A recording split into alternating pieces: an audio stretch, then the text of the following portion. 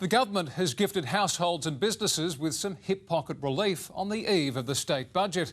The Premier and Treasurer announcing that the levy on water bills, raised to save the River Murray, will now be scrapped.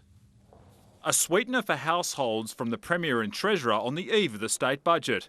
The Save the River Murray levy axed. But it's a regressive tax. It doesn't take into account people's ability to pay, and that's why it was a prime target to be removed. Introduced in 2003, the levy has been used to fund plans and campaigns to keep the river healthy.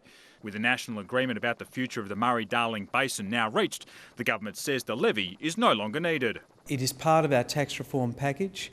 It represents another important way in which we can reduce the burden on ordinary everyday families. The levy is currently added to water bills. Households charged $40 per year, businesses $182, both to be removed as of July 1. We will make sure that all of the initiatives which had formerly been funded by the Save the River Murray levy will continue to be supported by the budget. The opposition claims the government is copying their pre-election commitment from last year to scrap the levy while calling for more reform in Tom Koutsantonis' second budget. What we'd really like is for tomorrow the government to restore the remission on the emergency services levy, saving households hundreds and hundreds of dollars each and every year. But the Treasurer is tight-lipped about whether his budget will return to surplus.